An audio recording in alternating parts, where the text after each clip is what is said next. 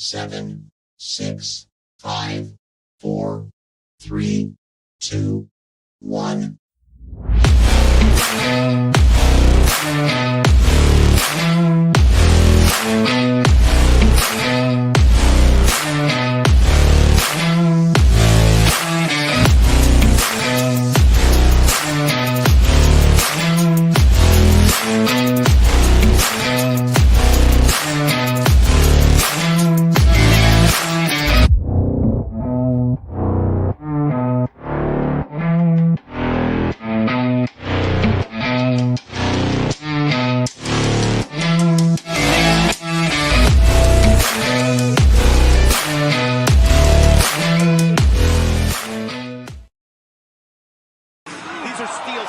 What is good, everyone? It is your boy Politic Hot alongside my guy, Mr. Rich Michaels, Mr. Moyo Fit Chris Wilson, Mr. Joy Wills beyond momentarily. We are Still Steps coming to you live on a beautiful Friday evening, courtesy of All Authentic Talk Sports Network. Gentlemen, how are we doing this Friday evening? Can't wait for this beautiful weekend to happen. Oh, yeah. Allergies are kicking my you know what, but besides that, we all good. Yeah, same here. It's gonna be beautiful tomorrow, man. Yeah, man, we pitching 80 finally. It's been a long time since we've seen that level of a temperature. So I'm definitely looking forward to enjoying this weekend, and hopefully everybody have a good time, and everybody that's out there viewing us, hopefully in your respective area that y'all also have some good weather and also enjoy the weekend too. So till then, we are here for that turnbuckle talk, but I gotta be honest. I think we're gonna do this show a little bit different because I feel like I need to check myself into wrestling therapy. And I know this is like way left to say, but I say this because, as we all know, we are on the road to WrestleMania. WrestleMania is what, about 2.5 weeks away at this point. From Friday and Saturday. I don't know. For some reason, I just feel like this build-up, it's missing something. I'm not going to say that it sucks. I'm not going to say that it's great, but I just feel like we're in the middle right now of something. Like it's like we're putting ingredients together, but we're still missing some sort of flavor. Despite we got John Cena and Cody Rhodes, going at it, the triple threat match with Seth, Roman, and CM Punk, which we could talk about a little bit later as far as the contract signing, which some revelations were made during that particular segment. Just to those I know that's probably watching SmackDown here in the States. Of course, it was taped earlier today over in London at the O2. So it's currently being ran here, but in case anybody's watching, but we're definitely going to dive into that segment a little bit later. So a little bit of a preempted spoiler, alert. So when we get there, just mute, but keep us on. But I feel like I need to go to wrestling therapy because I don't know if this is because a little bit of bias, and WrestleMania was just here in Philly, and we've had so much excitement, so much expectations because we were going to be in the mix, and being able to participate in the week of events that occurred here in Philly, and now we're back to square one in a way. We're pretty much media content creators of pro wrestling. We have weekly podcast shows surrounding wrestling. We talk about the highs and the lows, but for some reason there's just something about this WrestleMania card that I feel like it's missing that. It's missing that. Like, we had a but it's missing that. So today's objective, I need y'all to take me off the ledge. Am I wrong? Am I missing anything? Or do y'all feel the same way as I do? So, Chris, I'm going to start with you because, you're here, Philly. You were, circulating, the city when WrestleMania was here. Going into this year's WrestleMania, like, what's your vibe? Where's your energy level on current card build up? Well, my energy level is about to be on 10 because I'm drinking Celsius. Cut us a check, please. You know, you with us? You know what I'm saying? Promo alert. Right? Like, dude, I'm a bad person to talk to because if you're on a ledge, I'm about to be like, yo, let's just go. let's just do it. See what happens. Like the other guys, like The Rock and Samuel L. Jackson. Yeah. It's like, see, aim for the bushes. Yeah. Bro, it's only because this. Listen, WrestleMania is WrestleMania. I'm not saying I'm not excited to see it happen, but last year we were extremely spoiled. Not even just because it was in Philly. You know, this is our home city. What's name? It's look at last year how so much maneuvering and shock and all and audibles were called last year to make it such a big deal. Like I said, it was supposed to be Rock and Roman, but the fans said no. And then some, so they brought Cody back in.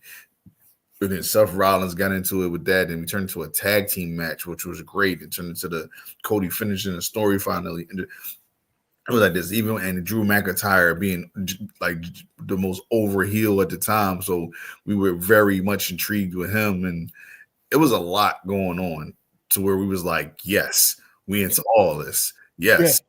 You know what I mean? So it's like we was in the Usos going one-on-one before it was one of the most worst matches ever. But like before even that happened, and we was like, yeah, brother versus brother, this is gonna be great. What's his name? So we was just it was so much like excitement.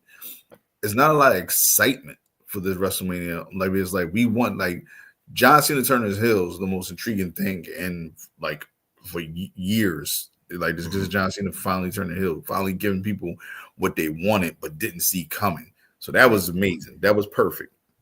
Right. After that is what though? Like what is the next intriguing thing that you're like? Yeah, even the CM Punk Roman Reigns Seth Rollins match, it's intriguing, but it's like it's not that exciting because most people don't even want Seth Rollins in the match. Right? Yeah. They was like, we want Punk and Roman. Yeah, that's more intriguing because the history on him and all that. That's right there. That's what it is. Like it's intriguing. It's not exciting. Like the biggest thing is missing. Like even like Jay Uso, Jay's gonna go for Gunther in the world title fight. Like that is not exciting right now. Like this is intriguing because Jay's getting a lot of backlash. Which is I ain't gonna lie, for me, you know me, I'm one of the most like critical people of Jey Uso. I think a lot of it is unwarranted. Like this, I really do. What's name? So it's like because of the unnecessary backlash he's getting, that match now is not exciting. Like it's like so, like we're gonna have Bianca Belair, Rhea Ripley, and Io Sky in a triple threat match more than likely. It's like it's intriguing, but nobody's excited about it. You know why? Because it should have been Rhea and Bianca. That's it. Right. So it's like I don't know what happened. Who's calling the plays? I know it's probably Triple H, but somebody else has to be helping him along with this. So it's just weird. Like it's WrestleMania at the end of the day. We're going to be tuned in. We're going to be locked in. We're going to be ready. And but it's something there that's just not making it just like, yeah, I can't wait for this. So I think the biggest thing is just the excitement of it is not there as much. Rich, you're someone who's behind the scene has a mind, have completed putting cards together. That's where I'm getting to. As a fan watching the week by week programming of Raw and SmackDown, do you feel like they're kind of still engaging week to week as far as like what they should put on the WrestleMania card coming up? Like, as someone who has put a card together, like what are you seeing or questioning? You know what I mean? Like to yourself, like, all right, like what's going on here? Like we're 2 weeks away. What's going on? Well, to echo what Chris said, to me, when I thought it was going to be, Rhea and Bianca, I was like, all right, great match. And you had matches that you could have set and then go on, but now that's a triple. It looks like it's going to be a triple threat match. Same thing with CM Punk and Roman. Quick pause. Seth Rollins being in there because he's a name. So what? Like you have to put him somewhere. But no, I think it's the buildup is definitely lacking a little bit. Like for the past 2 Raws, I watched John Cena and Cody Rhodes. They start off the segments, right? Great segments, get you invested, and then the rest of the show just kind of fell flat. You never caught that intensity, like matched up to that intensity. And I don't know if, him turning heel was such a big thing that everything else is so secondary. But there's just something missing with it. The shows have not been over the top. They've been okay, but not on the road to WrestleMania. Usually you have wild shit happening, each episode. Tune in. As far as booking the matches, I think that they're still trying to scramble a little bit. I think they want to see what's going to take and what's not. They're obviously set on Jay and Gunther. There's certain matches that they're set on and they have planned, but there could be some changes still along the way. I think they're still trying to weed in the main card, the full card.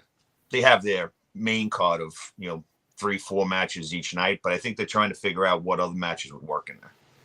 Yeah, and I think of what I think The Rock said it, and Triple H has said it when they were shooting that WrestleMania 40 YouTube documentary, and they were saying how I think even up to October, November, that's when they did the hard left to go in a different direction with the Cody storyline. Mr. Joey Woods joining us here this evening. Joey, I opened the show and I said that I think I need to go to wrestling therapy. And reason I said that was because, we got WrestleMania coming up in about 2 weeks, 2.5 weeks. And it just feel like it's missing something. Despite the main event matches that were announced already, it just seems like we're missing something when it comes to this upcoming card. So, the first thing they're missing is the average fan. They priced this WrestleMania and they located it in a place at that time where it's so unreasonable for the average fan to even come that this might be one of the lowest attended WrestleManias in years, for the simple fact that they priced the middle class out of this WrestleMania. Look at last year. I was able to buy group tickets for my whole family for $1,000 for both nights. You can't even get into the show this year for under $400.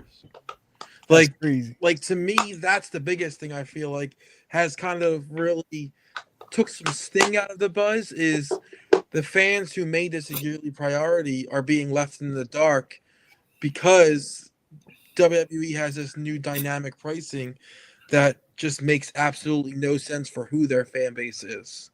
That's a TKO thing. Yeah. Yeah, that's a TKO thing. Yeah, I mean, I get it, but at the same time, you can't forget what got you there. You know what I mean? We're talking about a stadium that can hold, I believe, almost 80,000 people. And right now, night one's 47,000. Night two's 48,000. That's despicable for a WrestleMania show. We're talking about a show that, when it was at MetLife, sold out in the pre-sale. You know what I mean? It just doesn't make sense. And you would think that the John Cena and Cody Rhodes would have pushed it over the top. But again, when there's just no money to be had for these tickets, it just doesn't make sense because it's already expensive to get there.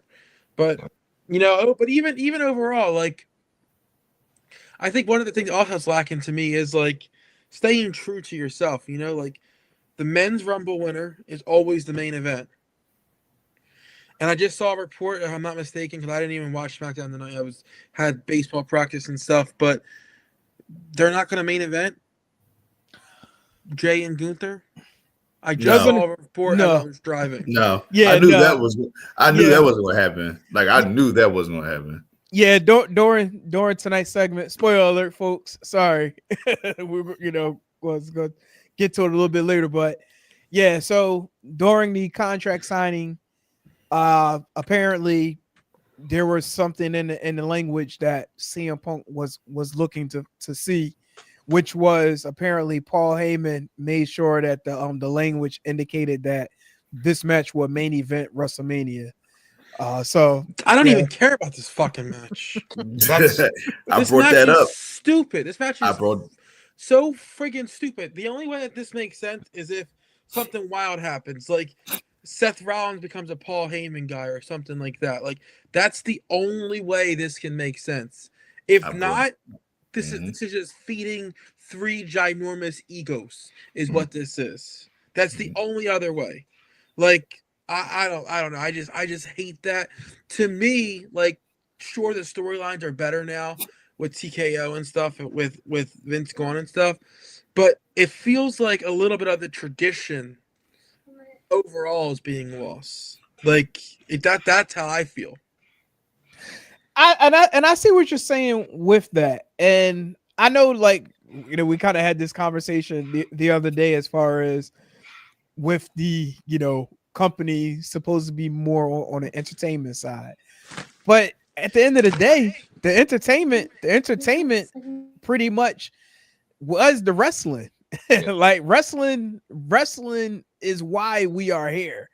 To me, the entertainment and the storylines are a little bit, you know what I mean, the extra, you know what I mean, the extra that we get with watching pro wrestling. Like, you know what I mean, I love story, you know what I mean, I love the storylines, but also love the athleticism that goes on in the ring too.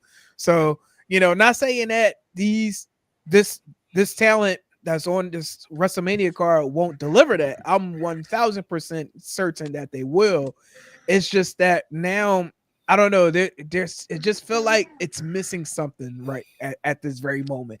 Like, I think it's too many steps, right? Like for example, not still steps. It's like, no. but no, but like Rich mentioned, There's never too many steel steps. like Rich mentioned, like Bianca and Rhea, it wrote itself, and then for some reason Io gets thrown in there, and now it's all kind of jumbled up.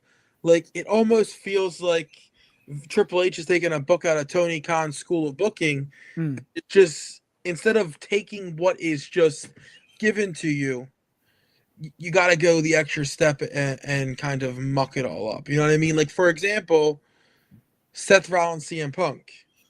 This has been a feud for 2 years.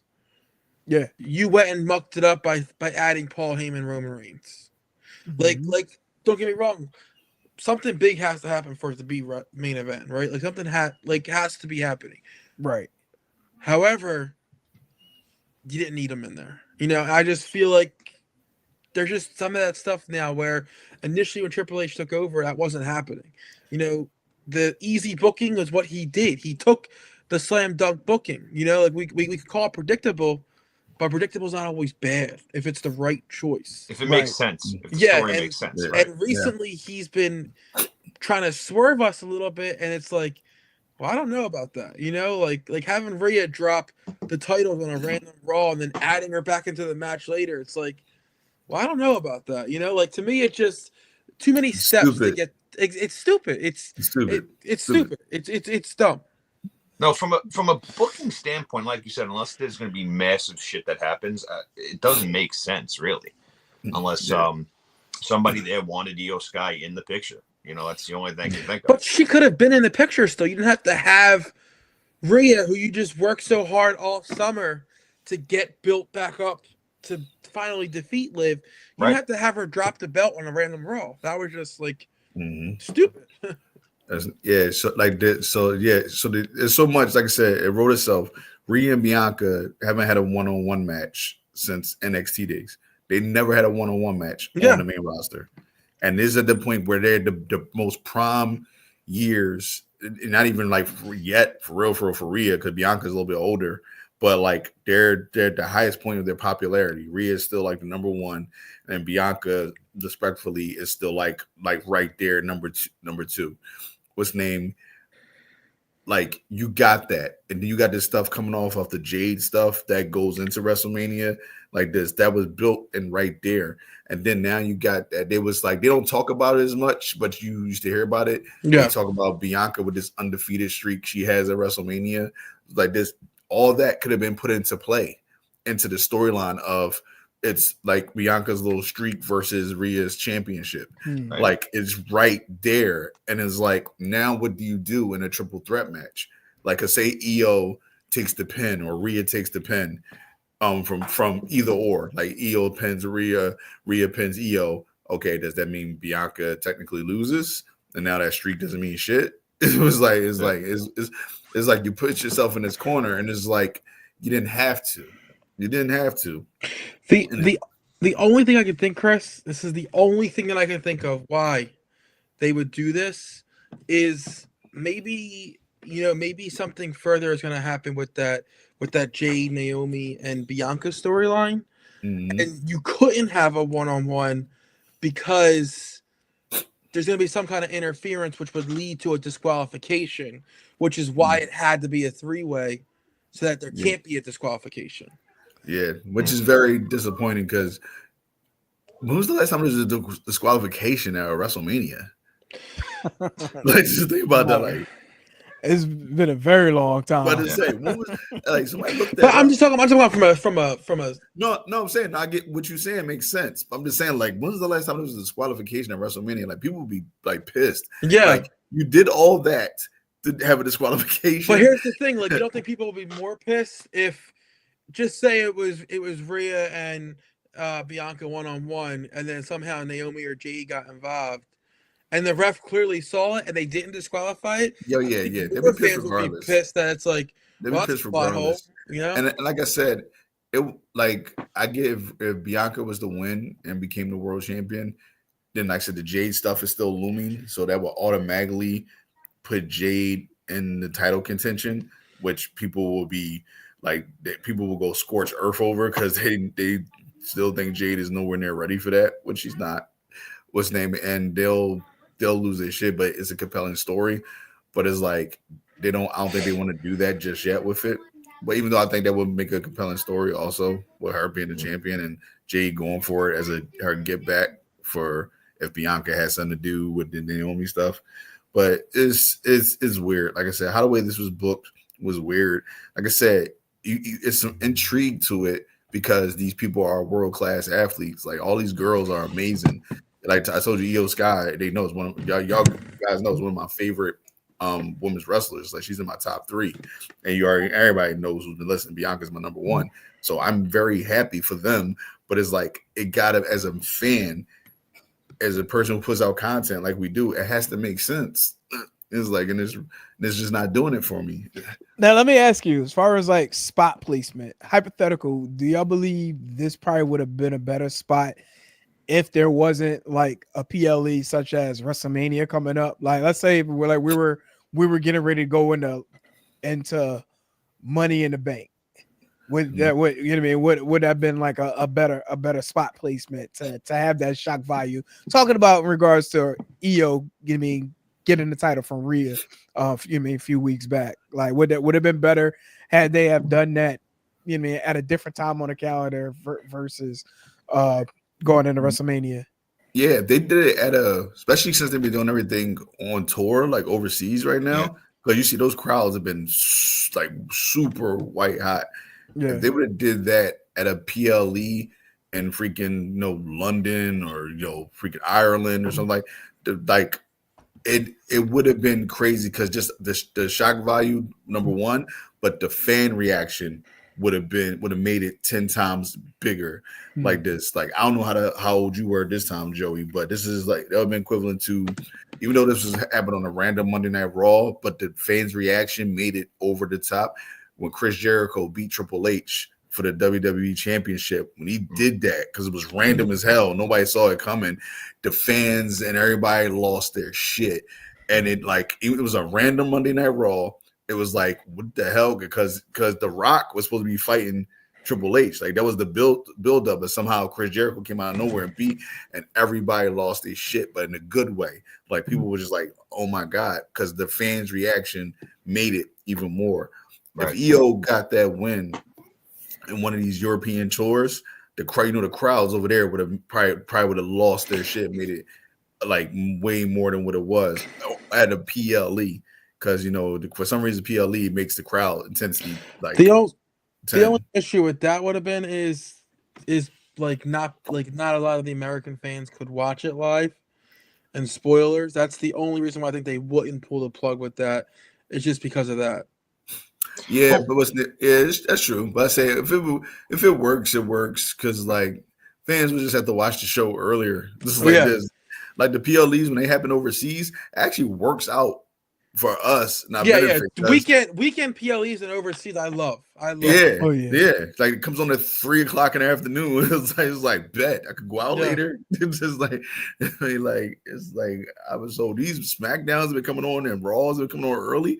I've been digging this. It's like I've been trying to sneak it at work. It's sitting on my Yeah. desk. I've been digging this. Real It's just- quick, because I know you watched the whole SmackDown, right? Yes.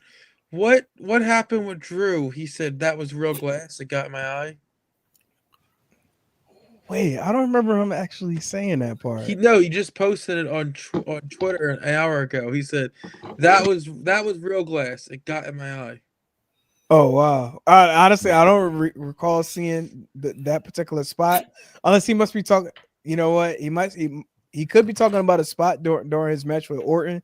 I was kind of in and out on that one because I too was working, but I was like, it was like playing in the background. But Drew ended up, you know what I mean, defeating Orton on tonight's show. But you know, he had a couple of lines at the beginning of the show, up, you know what I mean, against Orton and Cody, more so against Orton, because basically he told him he need to be going to the back of the line. Like you can't be trying to, you know, talking about after you defeat KO, you gonna go for the title. Like now look at this. All right, so now, like I said, I'm glad this is an open forum. We're just talking about whatever, so it's not even like we're rambling. We're just going from one thing to another. Look at Drew McIntyre. Look, it's crazy. This man, even though it's still he's the best, he's amazing, but somehow still has this crazy fall from grace. Like you going from winning the world championship, even though I know Damian Priest cashed in on him and then trying to make that full circle thing a year later of him trying to get his get back on Damian Priest, which nobody's buying. What's his name is like, why is your hottest guy, no matter face or heel, and Drew McIntyre? Why is he in a one-on-one match with Damian Priest? People who have quickly already have not given a shit about like this. Damian Priest was hot as he ever was after the Judgment Day stuff split. Then within 3 to 4 months of that, he has become a non-factor like this. Now he's not even on top card. Now he's like a legit mid-tier guy now. So it's like you got Drew, who's one of your hottest guys. Like we don't want this match at WrestleMania. That's what I was talking about, where it's like it's intriguing, but it's not exciting. This match is intriguing, but it's not exciting. if I were to repackage Drew McIntyre, I would have him like be like this like stone cold terror that just like hops from Raw to SmackDown, like you know what I mean, week to week, just like show up the causing NXT, so much chaos. Show up the TNA, Right, like, bro. like, just Claymore everybody. Yes. You know who Drew would play a perfect role as right now?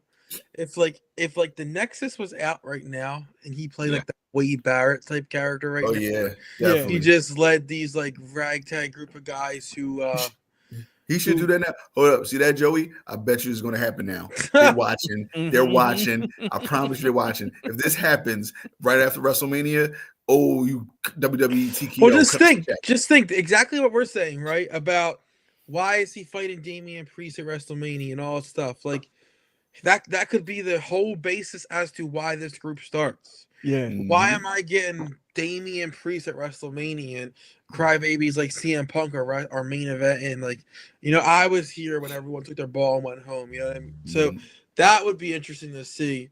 But yeah, I feel you overall top and down like across the board with this card. Like obviously the main events, which to me is Jey Uso and Gunther, and Cody Rhodes and John Cena. They are intriguing to me. They're legit two matches where I can say I'm not sure what happens in either one of these matches. You know, like either four of those guys can come out with the belts at Mania, honestly. But everything else right now, I'm just kind of like, I don't really care. Yeah, think about it. All right. All these championships in WrestleMania and WWE right now, all these champions. What other title matches are WrestleMania? Yeah. Well, let me ask you this, because I mentioned it in the text. Is it us? Like us I mean, not so much Rich because Rich isn't a Philly guy, so he didn't have that. But like, we experienced the road to WrestleMania, knowing it was last year. It was in Philly. Yeah. We experienced parts of the collective. You guys did Wale Mania. We went to WrestleMania. Like we did the Raw after. Is it us? Like this year is going to be a letdown. We did WrestleMania. We experienced it in our hometown. Yeah. I mean, Like, I mentioned no matter that. how good the card is, it's not going to top last year. Yeah, I mentioned that earlier in the show, Joey. What's name on right before you got on? Yeah, I said, I think part of us we're very spoiled because we got the experience last Come to year. wrestling therapy with me. Come on. Yeah. Come on. Thanks. I know like shit don't hit the same this year. I know we're very spoiled. Like I said, it was so much. Like I said, like you were just saying, Joey, not just WrestleMania itself, the things that surrounded it. Like you said, the Wale Mania, the collective, all that stuff. We got to experience it. I got like this, dude. I got to shake hands with Braun Strowman, Liv, Natty, all those stuff. Like I'm like, and as a fan, even though these are like regular people, to be that close to them, you're like, oh shit, they're right there. It's just like, you know what I mean? It's cool as hell. And now he's like, say here's a year later, they're all the way in Las Vegas. You're just like, I think I should come back here. Yeah, like I don't know how you guys feel, but like all the shit around Mania to me was more lit than actual Mania itself. Like, agree. No, definitely WWE World and doing the collective all those days and doing some death matches of those days. Like, to me, it was just like, if I could be in Vegas this year, I wouldn't pay $1 for WWE. I'd be at all these other shows because it's just the coolest fucking experience in the world.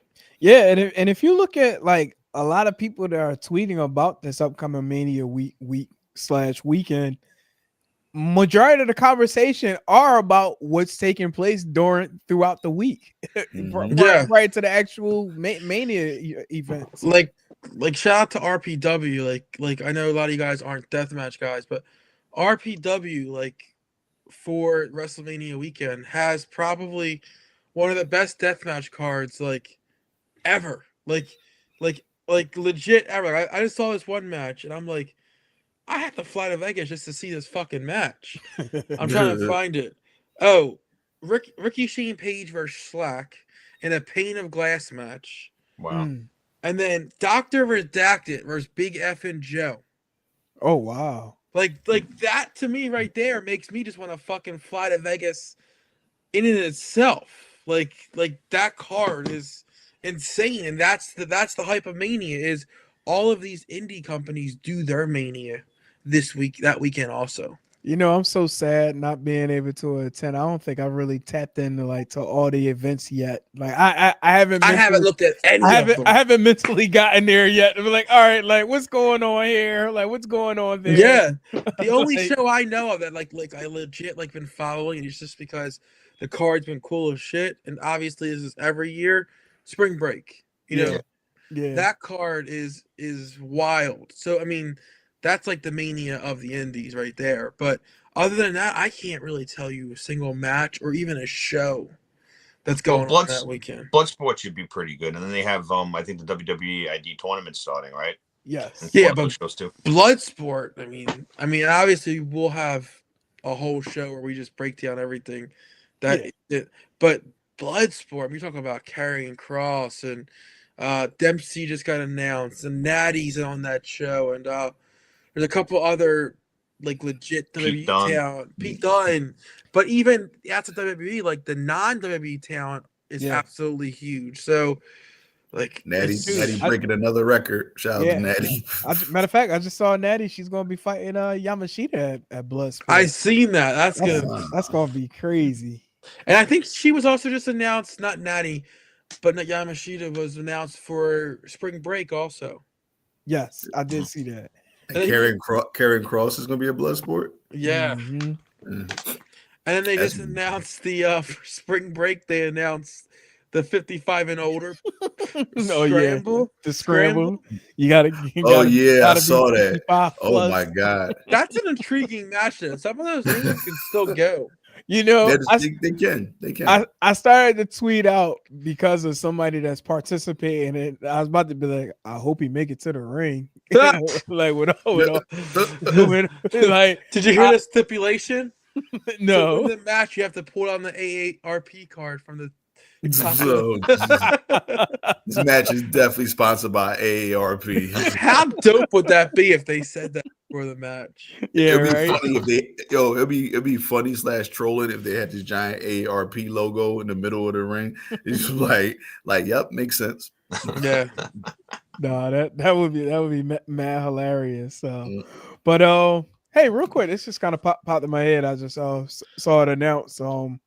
I know we haven't really talked much about MLW, but when Bishop Dyer, aka Baron Corbin, is going to be in their battle right coming up. What is that name? It was Bishop Dyer. What was his name when he was in GCW that one time? Damn, I don't remember. Was it? Was his No, name was it? right? Yeah. When he was in the Bloodsport, did he use that name? Tom, whatever his real name is, that's what he used. For some, hold on, let me see if I can look it up. Yeah, it was Bloodsport, wasn't it, against him and Barnett? Yeah, Tom something. Yeah, I remember that. Yeah, I don't know why he's not going by it now. Tom Peastock. Tom Peastock. Tom Peastock. like that's what the name you should be doing. But I guess from like owning it and stuff like that, especially what MLW went through before with the lawsuits and stuff, I guess they need a name that they can own in case anything happens. You know what I mean? It's just a weird name. Yeah, it's possible. I see that, and I instantly thought of like the Dixie Carter TNA days when they would have what's like if the guy's name was like Michael Smith and it's like, what is Smith Michael doing in the Impact Zone? Yeah, right. Like some of the wild shit they would do. Yeah. That sounds like a jobber name, though. To be honest, they would always do that though. Like they would do weird shit like that. Like they would throw some weird ass name on the guy. Like it'd be like a random city state from Toronto, Florida. Lance Kelly. Yeah, they Like, would. It would just be like the randomest. I almost feel like they would just throw it to a generator, like, give me a name, and they would just like come up with two random names, and that works. They ask AI, hey AI, like here comes Crimson. Like what the fuck? Crimson. Like a fun name. You remember Crimson? He was pretty good for a while there. He was bad. I remember Crimson. I remember. He just fell off. Just disappeared though, right? Just yeah, like he that. got a defeated streak. I fucking bought a shirt and everything for that dude. And like 2 weeks later, he was just gone. As I say, I was like, they had this undefeated streak. I was like, damn, Crimson is a beast. It was like, what happened to Crimson? He had the look, and then they told you about like his like army background and shit. You're like, this guy's badass. And then a month later, nobody knows where he is. The dude just couldn't wrestle anymore. Yeah, I said maybe I failed a wellness policy test or. I don't know, but I'm a fat fuck, so I can't talk about anyone's build. But that man had the beefiest top and the beefiest top.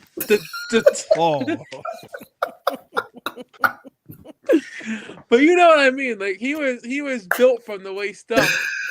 But for some reason his legs were like Yo, I know exactly what you're talking about, Joey. But that's the best phrasing ever in life, bro. He had that Wilder build. Yeah. The chicken legs with the. I'm glad we can say this about guys. It's funny we can say that about guys. Here we go. Like, we had the beefiest top I ever seen. Cake for days. Yeah, we say that shit about Miss Lash or Jakar. Ass is getting canceled. We like, nope, get him off the team. Mrs. Tessemacher. Yeah. Well, speaking of which, I miss her. well, in that case, let's run it back to I miss her, boy. Shit. Let's run it back to the infamous tag team of Thunder Tits. Yo, that was the most hilarious thing. But here's the thing. They can call themselves they can call themselves that, right? Like if we would have Yeah. called them Thunder Tits, we'd have been fucking canceled. As I said, would be canceled. But I love Toni Storm. She's Like I said, I got a top 5 women, my favorite women wrestlers. Like I said, just not overall, but my personal favorite. She's in my top 5. She's my one. Like the work that she's put in this past 2 years. Amazing. Yeah. Her character work alone. It's so crazy. This is how much that old perv dropped the ball with her. Like he's all about the character and charisma. And he couldn't see that with her because he didn't want to give her a chance. Right. And she went over there. She has WWE written all over her. Bro, that character she did in between of time was Toni Storm. Yeah. Best fucking gimmick I've ever seen in my entire he life. has WWE just oozing all over her. And which was crazy though, that's a testament to WWE because while she was there, she clearly learned some stuff. Oh yeah. And was like, I'm gonna make it my own, but I'm gonna take the formula that they showed me and I'm gonna create something when I get out of here. And she did, and she's hitting out of the park crazy, amazing. Yeah. Love Toni Storm. The only issue I have, not even just her, but just AEW overall right now is nothing marinates there, right? Like she had that gimmick where like she kind of had amnesia and she forgot who she was. And like she felt like she was a rookie and stuff like that. That was too rushed. That was such a fun, like just such a good gimmick that like it didn't last long at all. It didn't last long at all, and then you're back to Timeless. And I love Timeless. But then here's the same thing. Like Megan Bain comes in, looks absolutely phenomenal, right? Love her. And you backed yourself into a corner now. You just spent all that time building Toni Storm back up to this, and then her first feud after the belt. It's either she loses the title and you keep the Megan Bain hype train going, or Megan loses and she's one of those Camilla where she just disappears off the show. Yeah, like it makes no sense. Yeah, and that's been a heavy conversation since Wednesday.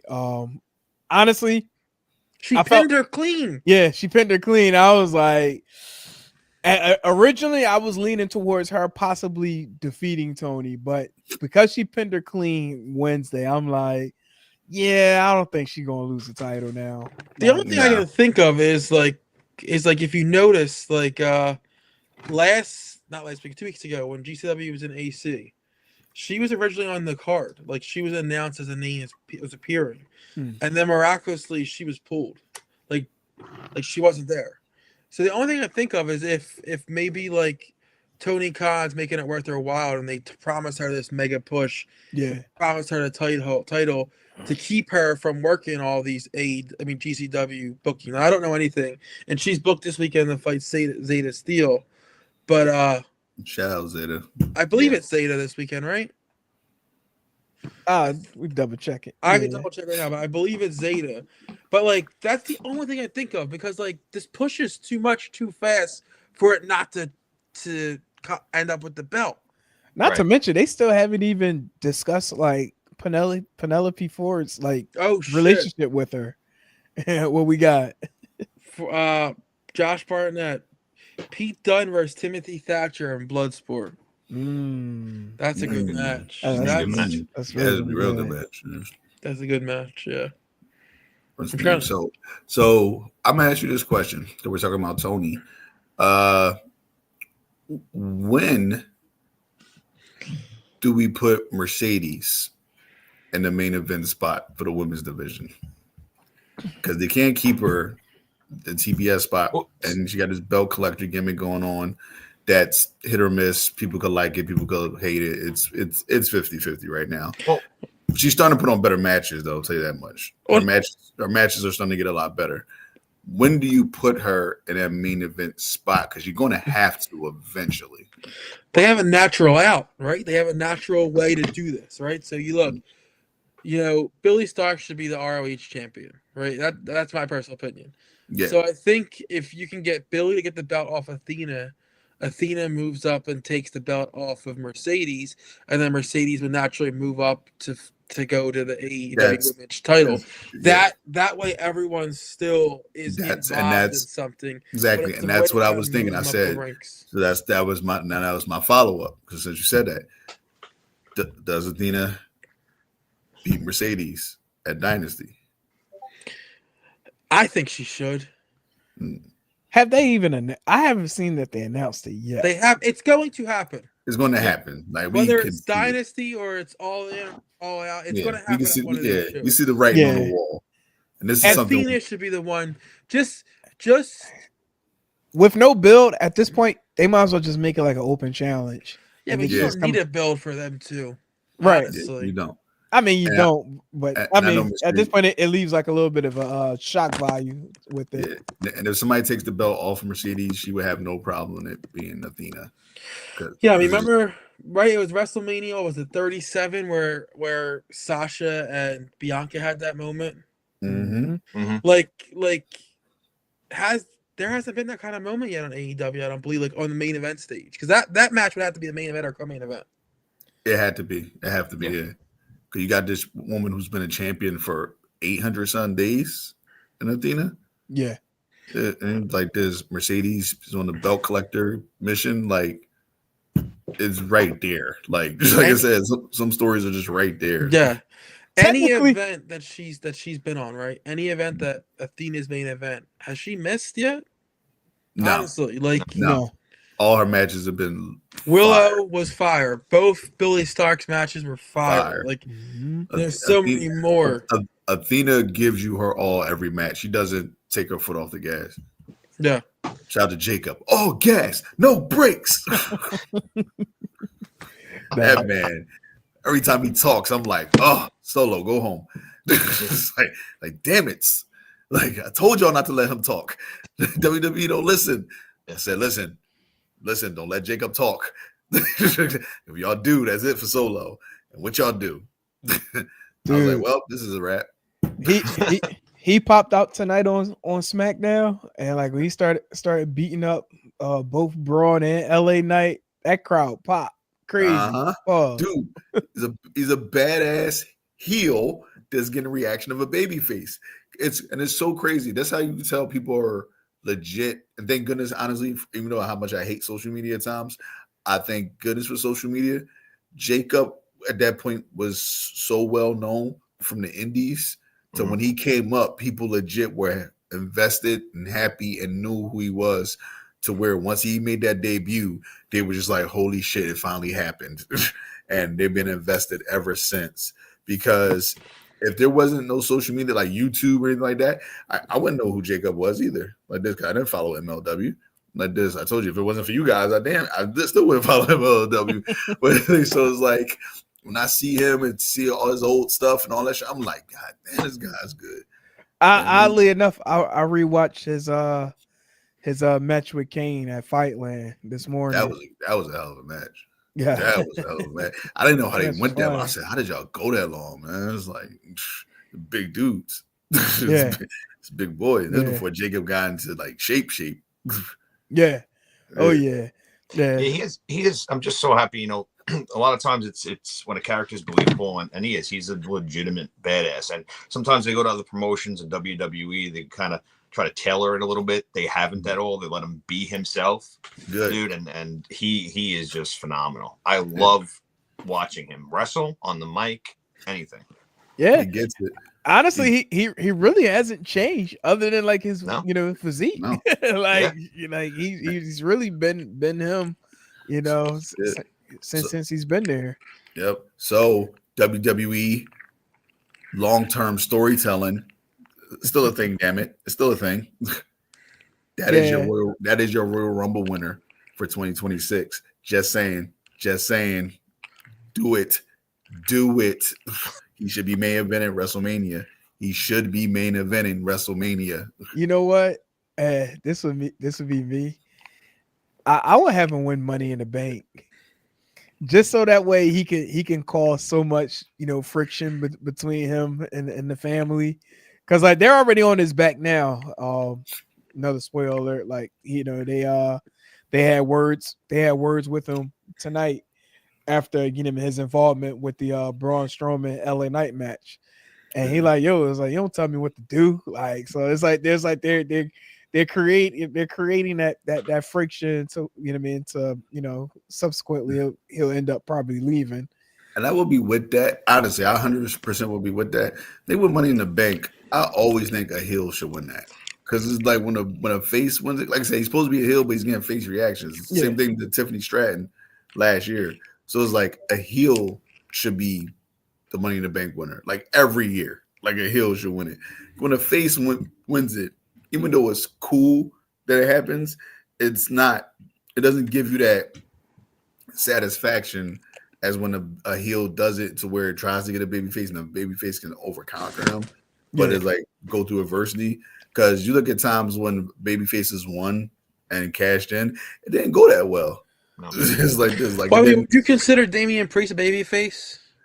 At that time, he kind of was. Because Judgment Day was like the cool faction. They didn't look at him as heels. They just thought they were like cool. Honestly, they were like even though they were supposed to be like these badass, it was kind of cool nerds, to be honest. Like, nerds. Yeah, they were kind of cool nerds. Let's be real. Like how the way they like that golf, all that stuff. Like they were just a cool, like rascal group that was just like they weren't heels per se.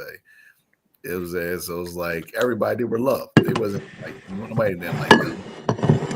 Cashed in on Drew, who was a heel at the time. He was a heel. Like I said, and got the pop because of WrestleMania too. So I said sometimes location was named, but like after that though, that reign went to shit. Was named like years and years ago. Once again, CM Punk cashed in on Jeff Hardy.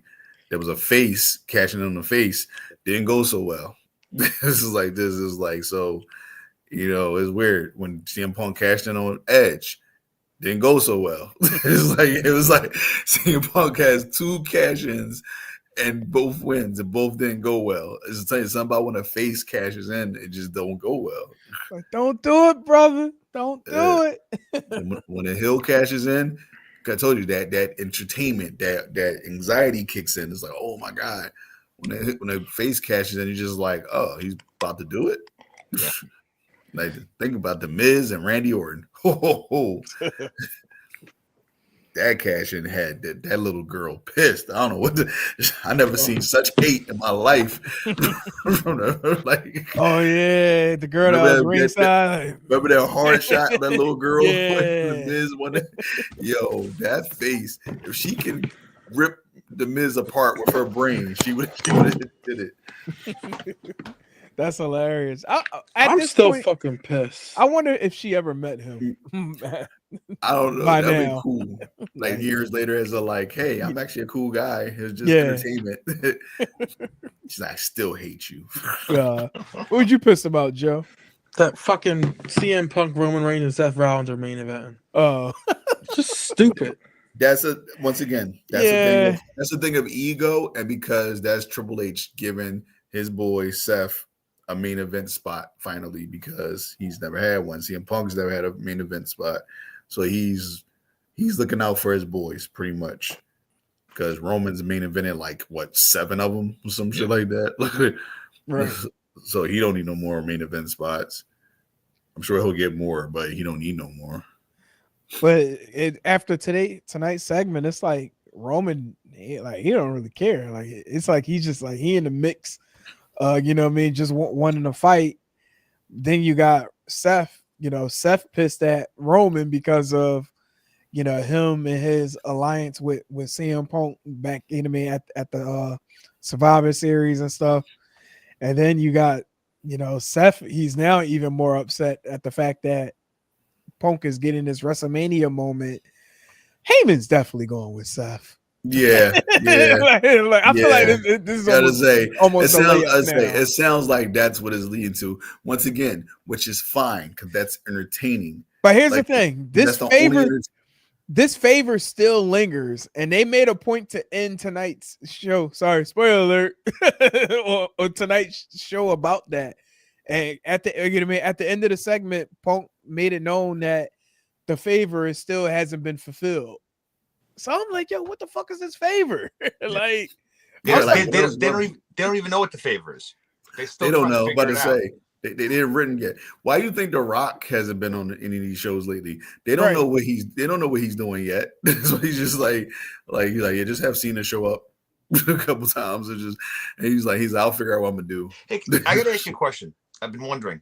So obviously, The Rock, that whole thing happened in Elimination Chamber. I Want Your Soul and how everything happened. But was The Rock being there even necessary when you look at how this is playing out? John Cena and Cody are just kind of going off on their own. Nothing's mentioned of The Rock. He could have just turned heel on him and just. I don't even think The Rock had to be there, to be honest with you. Because you haven't heard anything about The Rock. Right. Yeah. It's honestly, you have a very good point on that, honestly. It just it creates more excitement because it's The Rock. And honestly, there's a long lingering story between Rock and Cody. This is over a year. We're talking close to a year. We're talking about of them with their paths and butting heads. Like I said, the ultimate. Don't forget Mama Rose. Yeah, Mama. The ultimate thing that come out of this should be a one-on-one match between Rock and Cody. Yeah. That should be the end game to this, which I think they want to happen. But the Rock schedule is so damn frantic and crazy.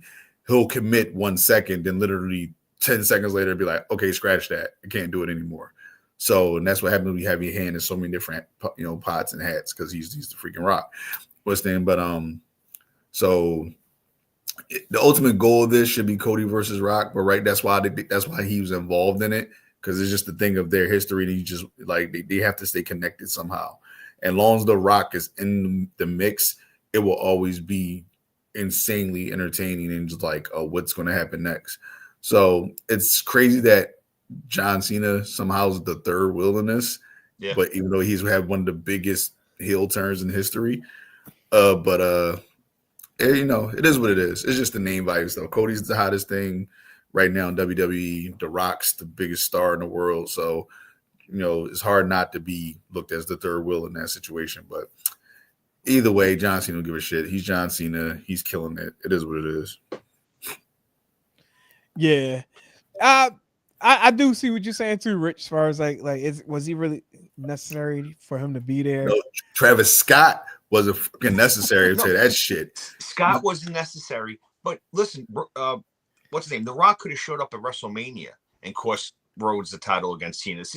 You know what I'm saying? Like, Rock can show up whenever he wants. And don't get me wrong, it was his name value there. But the ultimate story here is just the turn of John Cena and them two. They've had a great 2-week program going back and forth with each other. The Rock was never even mentioned in anything. Yeah. And I get why they did it, but The Rock could show up anytime and go after Cody Rhodes. Yeah. And there was speculation that heel turn was supposed to take place at Mania, but they moved it up. Yeah.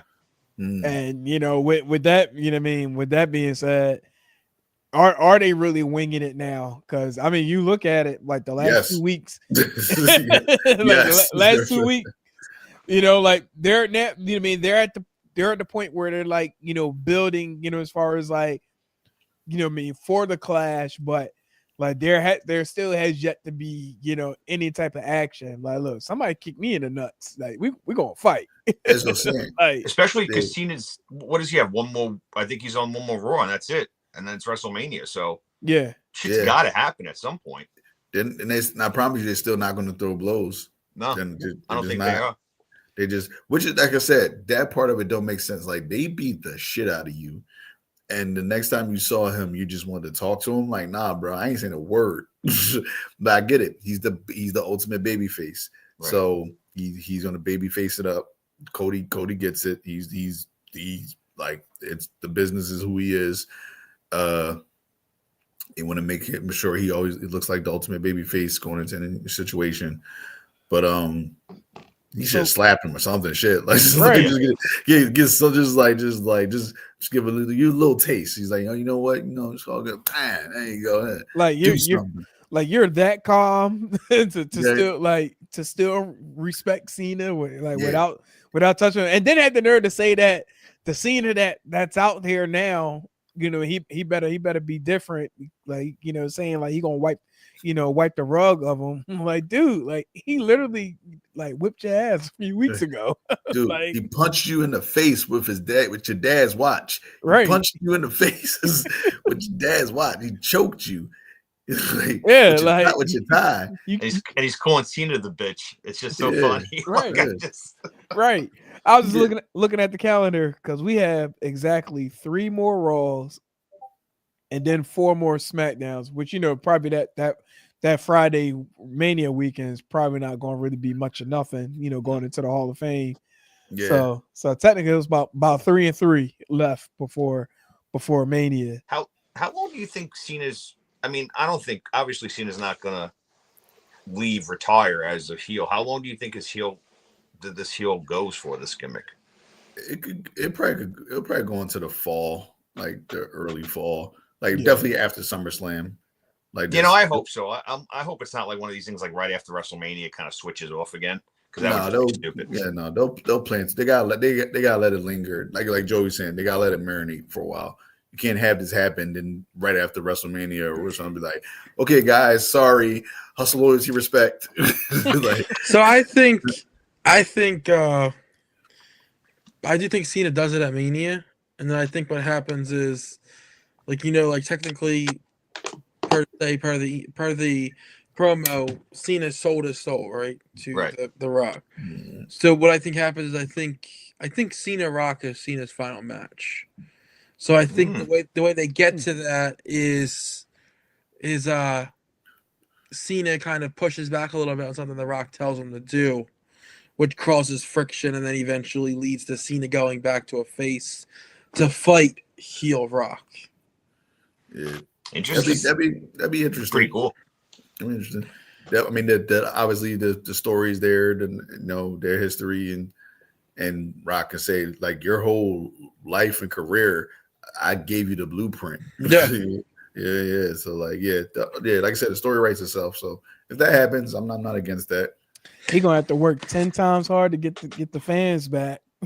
Yeah. Does he? I think he says, "I'm sorry." I think they're back instantly. I say, his fans. I don't know. I think if he says the Rock clouds my judgment. No, the thing with Cena is 90% of his fans are kids, so he's fine. They'll forgive him instantly. They will. Hey guys, I'm back. He's like, yes, Cena. I'll be like, welcome back. Yeah, right.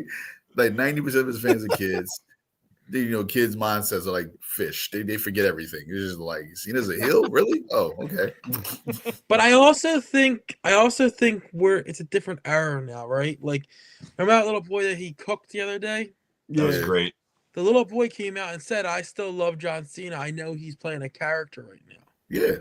I think we're in an era now where fans are okay with admitting that this is a gimmick and this is part of a character to keep the story going, and fans are okay with admitting that, which I think it makes it easier than it did in the past to kind of switch that flip on and off, because they're still making, right? Cena told us stop buying his merch, right?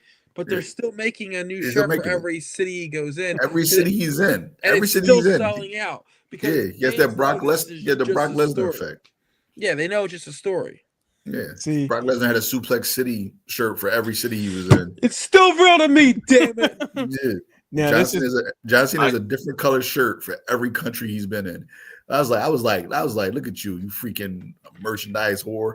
Every single city you're in, you find out their colors of their flag, and you make a T-shirt out of it. Very smart, Cena. But you are a merchandise whore. he needs to go to the school of Matt Cardona where he be putting his middle finger up to the kids and stuff. Like, I need Cena to do that. Like, no, it's funny. Cena last Raw, he walked up to a kid and just kind of stared at him like, it shook his head like I saw that. He's like, you disgust me. He's like, what did I do? Like, you still cheer for me? Stupid. Right, what he needs to do is come out and say, listen here, Chris. Fuck you and fuck the kids. Right. Like Cody said to Rock, so all you kids here, go fuck yourself. And he said, if another like I'm not even gonna say it because it's so bad. Yeah, don't say it. I'm gonna say it. Kids, we love you. They should do a spot, right? where they have don't do a it. kid. Don't do it. They should do a spot. They have a kid in the wheelchair, right? No. No. I'm logging off. The views of Joey Woods did not reflect on Steel Steps. Listen. Thoughts of Joey Woods does not pertain to the rest of us on Steel Steps. A kid in a wheelchair wearing a Make-A-Wish shirt is sitting in the front row, right? No. And he has a sign that says, "My Make-A-Wish was to meet John Cena." See, Chris. Cena walks over and takes the sign and rips it up and says, "Fuck your Make-A-Wish. I'm not granting it." Yo. I'll be honest, that would actually be pretty dope and hilarious. And they already trademarked Break-A-Wish. Well, I saw that.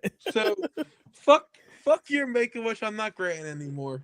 Yo, if they do that at WrestleMania, oh my god! Because WrestleMania has that Make-A-Wish section every year. Yeah.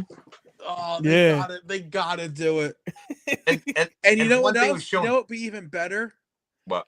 If Ric Flair was sitting in the Make-A-Wish section with the kids. He could be, "Hey Flair, you can't see He'll this." say, "Fuck you and the kids." Right? Like, you can't see this. He'll walk up to Flair and be like, "Fuck you, the kids, Juan Soto and the Mets." You got That's right. I had to throw it in there, Joey. I was ready for it. the Mets. Yo, that would be hilarious. But why did I instantly just thought about the movie The Great White Hype when they had the young Irish kid, Dude. like supposed to have been like little Billy, and that was the big Remember, fan he of was him. reading. He was reading the card, and it was a blank card. Yeah. That's a classic. Just get a little Billy, and then we went down the flag drop. Like, yeah, get up. That was a great movie. Actually, I haven't seen that movie in a while. That's a classic. Yeah. What? Who was in that? Was Jamie Foxx in that? Yeah. He played like. Was he the boxer, or he played like the? He played the manager. Yeah, he was a played, manager. Like the what's the name role, right? Like he was pretty much what's the name without actually saying it, right? No, that was Samuel Jackson. I think he was like supposed to be like Don King without Don saying King. it. Okay. Yes. Yeah. And what's the name of Jamie Foxx? He was the manager of what was the boxer name? Shabazz, Marvin Shabazz. Yeah, Marvin Shabazz. He was like, "Bomb another Broham." Broham. but like I could definitely It's see maroon. that. It's maroon. You never heard of a maroon Broham? Yeah, if anyone has not watched The Great White Hype, definitely Great movie. check that movie out. That's definitely a great classic. James the Grim Reaper Roper. That's great, man. That was so funny. Oh man, but no, but yeah, I could definitely see like a little Billy ringside at Mania, and Cena just flicking them off, like, yo, just go there, I like it. Fuck. Yo, yo, they gonna be heartbroken, The yo. machine. He pulls the plug in the machine flatlines. Damn, yo, That's fucked up, Joe. they'll be definitely heartbroken. Like, but I mean, that's why Cody got to save the day. That's right. Like, Cody got to be the savior. Plug that machine back in. Yeah, I got you, little Billy. It's too late to plug the machine. He's just over there fucking doing CPR and mouth, Stop. keeping the kid alive. This is not basketball now. Stop it. Another good movie, man. You shouting out some good movies, man. Right. Obscene. Clearly, that's my humor. That's my type of humor. I love it. Stop fucking shouting out these obscene 90s movies. Yo, Bro, they're the first good. time I ever got put on the basketball, I was like, this is the wildest shit I've ever fucking seen in my entire life. That movie is horribly funny. Yes. That's Just the best way to describe concept it. is just insane. Yeah. Oh yeah. You think Shaq made his money in the NBA? No, Shaq made his money in college. Everybody knows. Everybody knows that. But wait, why the rich dude, like, he literally had like actual players like in his own museum. Yeah. like Was League that before or after South Park? It was around South Park when South Park was on, but it was after. It was after like that, but it was during like during like the peak of first few South Park, years. yes. Yeah. Okay. Yeah. No, that was a good one though. That too. that was pretty wild. All right. We definitely gone extremely Well, way left. before we jump into next topic or whatever we're gonna do, I do want to say a quick show update. Next week we will have Wrestle Death on the show along with Angel Metro, who will be on the show. So keep an eye on that. We'll drop more on that, but that is happening next week on the show. Nice. While we all here, anybody want to talk about the June event that's coming up with X Brand? Oh yeah, for sure. So X Brand has a huge tournament coming up in June called Wicked 13, which that graphic is pretty sexy. I'm not even gonna lie. It does just kind of pop, and I don't want to pat myself on the back, but Good job, Joe. yeah, I didn't make it, but I came up with the idea behind it. I was like, you know what? I was like, right now, I was like, Wicked is the biggest fucking thing in the world. I said, let's capitalize on that. Let's use the green and the black. Let's use the word Wicked. Let's make our graphics look like the Wicked graphics, and let's capitalize on it. So that's where this is. Pro wrestling meets a musical right here. But no, June 28th in Howell, New Jersey, Deathmatch Wrestling makes a return. Deathmatch Tournament makes a return to the ominous grounds of Howell, New Jersey, where countless deathmatch history was made. But Wicked 13, as the name says, 13 of the biggest competitors in deathmatch will duke it out to be the first ever deathmatch champion in X Brand. I know as of today, I heard that we might be changing the belt name because Bloodstorm's title belt is called the exact same name of what we originally wanted to call it. So I think Justin may be changing it just because he doesn't want to have any beef with any other companies. So let you know what that title is. But we got the first two entries announced for this tournament. First entry was the longest reigning X Brand champion. Ooh, sorry. You're all right. Christian Ross was the first entry, and then entry number 2, sponsored by Turnbuckle Time, as you can see next to Nick's head. The god of this shit, Nick fucking Gage, which is a huge get. Again, that was brought to you by Turnbuckle Time. So really cool to see Nick Gage in a tournament. Because originally, like I hit him up to do this, and originally, like I pulled back the curtains a little bit. I was like, "Yo, like, listen, we're doing a deathmatch tournament. Like, obviously, like, if you can't go for a deathmatch tournament because it's a lot on your body, you know what I mean? Like, Nick's put in those years, and it's a lot. If you can't do it, let's just book you for a non-tournament match to have you on the card." And to Nick's credit, he's like, I fucking love tournaments. Put me in the tournament. So Nick Gage will be entry number 2 in the 13 tournament. And some of these names that are being discussed and signed on for this tournament, people are going to realize right away that X Brand's not playing around with this tournament. It's going to get real sick coming up. Real sick. That's all I can say. So keep an eye out. They'll be coming out kind of hot and fast coming up. But Wicked 13, Howell, New Jersey, June 28th. It's going to be a great show, so definitely check it out. June 28th, doors open at 2 p.m., bell time at 3. So anyone's interested, definitely go to X Brand Wrestling social media pages for more information, as well as being able to enter. So 18 and over. Sorry, youngins, 18 and over. Well, that's a suggestion, but no, or accompanied by an adult. There you go. My kid will probably be there. Look, 18 and over, but only little Joey, because he lives for this. I guess I'm the only fucking idiot that thinks his kid's a death match.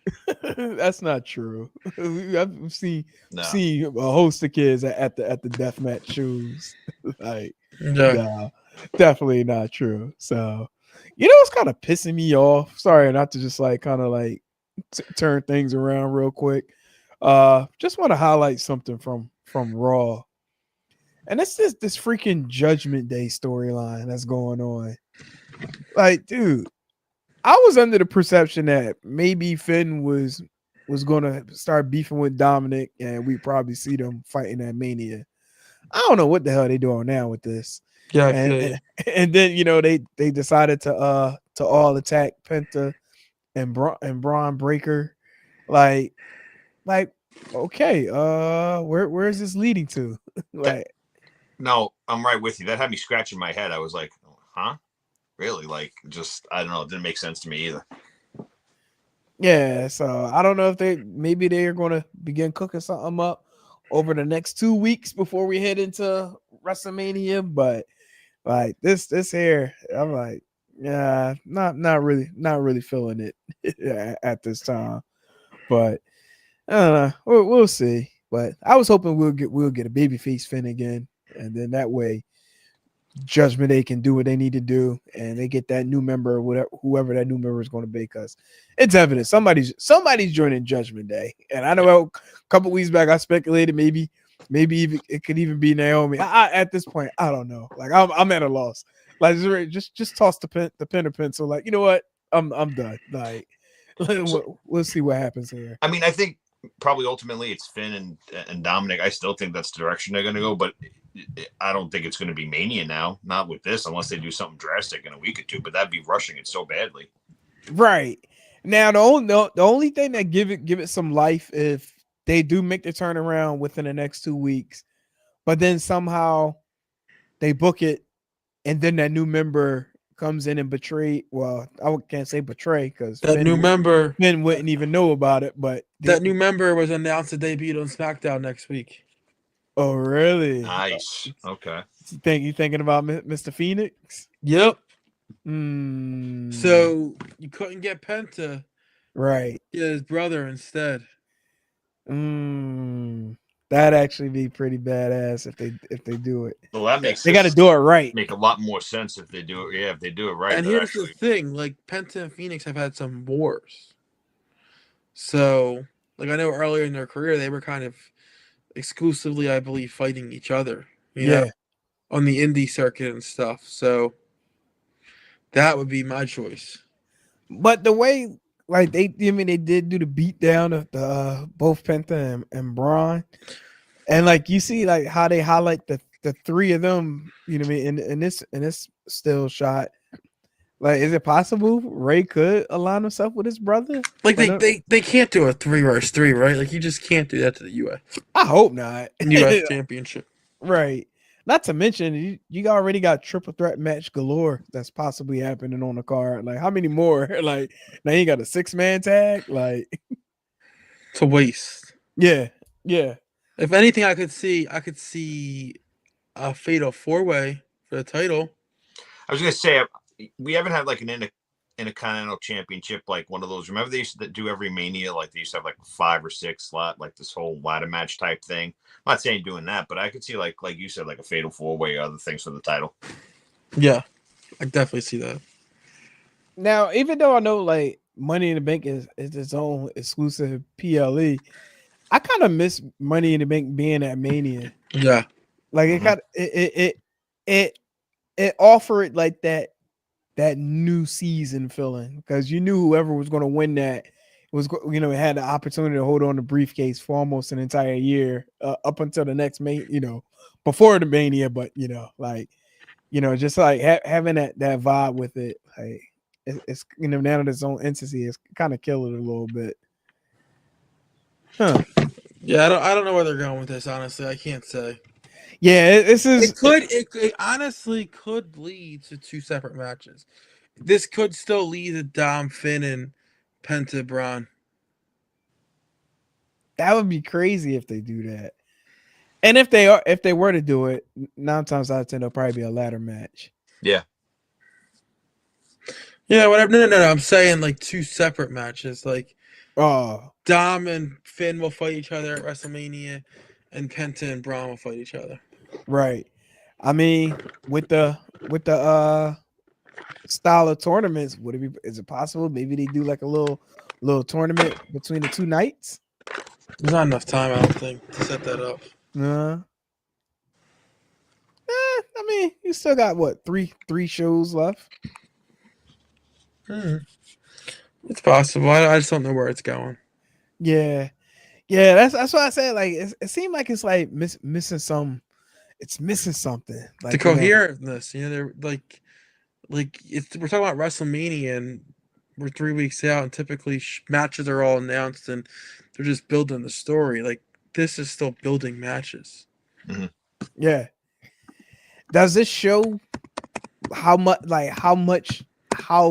and pivotal the bloodline storyline truly was? You know what I mean? How much it impacted like the company last year? Like right now, right? We only have 6 matches announced. Hmm. Well, I think to get to touch on your point, obviously it was a huge, and it was like there's so many different angles and stuff within that whole storyline. So yeah, I think it's definitely what this is kind of rebounding, trying to fill slots where that huge storyline, was for, over a year, many years. Yeah. But again, like you both said, it seems like they're scrambling still. It's just that they don't seem like they have in certain aspects. They don't, we know, like you said, the 2 championship matches, Cena and Cody, Gunther and Jay, but it seems like a lot of other things, they're still scrambling. They don't have a definitive, set match yet or plan. And maybe they do, and they're just not showing their hand, but it doesn't seem like it at all. Right. I mean, if anything, like you're pumping this until the week of Mania, like, right. But we're still at the point, like, I mean, we keep saying like they're still developing, and this is typically not them. No. Like no. Like at this point, you normally have an idea what's going to take place, and shit, what was it, about a week, 3 weeks ago? We had that rumor lineup that was supposed to have been for the event. Mm-hmm. And shit, it seemed like they kind of, went left on that to a certain extent. So, Joey, you said there's 6 confirmed matches for both nights combined, right? Total. Okay. And that's crazy, being we only have 2-3 weeks left. Yeah. 6 matches total. Shit, is night 1 and night 2 going to be 2 hours apiece this year? That's what it sounds like. I know the start time is at 7, so like, and which I did think was a little bit not necessarily odd, but it was I was eye opening. After night 2, like they got their whole roasting session that's going on. I'm like, that's rare that they're doing something like that after me. Yeah, after. So. Yeah. Clearly somebody's not going to take mini bumps allegedly. So yeah, but yeah, I don't know, more to come with this, as we headed into the road to WrestleMania ? But yeah, I don't know, this is interesting. Are you still on that ledge, or do we talk you off a little bit, or are you still there? I think I'm still there. I don't think anything we said would make you feel any better, honestly. I think we're all out there with you. I was gonna say, I think y'all might have joined me more than talked me off the ledge. Mm-hmm. Something is off there, and it's crazy. I don't know. And Joey, you probably would think this too. It seems like WWE has these peak times, like it's almost every other year now. Cause remember, like shit, when we started this show, we was like, yo, what the hell direction was WWE going in? Like it was extremely lost. Yeah. And then when Triple H took the keys and like he was he's been cooking shit. NXT might be cooking a little bit more than I'll say the mid rosters of Raw and SmackDown at this time. Well, that's why I kind of wonder, like, how much. I mean, listen, Triple H still is calling shots and stuff like that, but I'm wondering if there's other influences or other things behind the scenes and stuff like that that's affecting certain things. Because for the most part, listen, nobody's perfect. Triple H just had hiccups, but for the most part, he's hit it pretty right. Yeah. And this is just not his typical type of booking. It's just not. So I don't know. In a way, it almost looked like safe booking because it is this international run. Yeah. Like, you probably don't want your talent to truly become burnt out. Right. Because of the long stay over there. And it's like now it's like, all right, when they return, like they're still going to be working because shit, again, you got Mania coming up in about 2.5 weeks. So it's like you don't want to burn your talent out, but also too you still want to provide good programming. Like the programming is there, but it just don't feel like it's on the road to WrestleMania. No, well, that's that. I'm glad you brought that up because I was going to ask that earlier, and it just reminded me to ask it now. Like, obviously people come from all these different countries to see WrestleMania, right?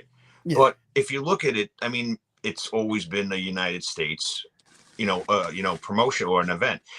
Do you feel like they're staying too much overseas? Now, these crowds have been crazy. I mean, they've been nutty. But do you think it's taking a little bit of it away, being that they haven't been here in the States a little bit more, where this event is actually going to take place? Not as much, only because I think they're coming back in 2 weeks, right? Yeah.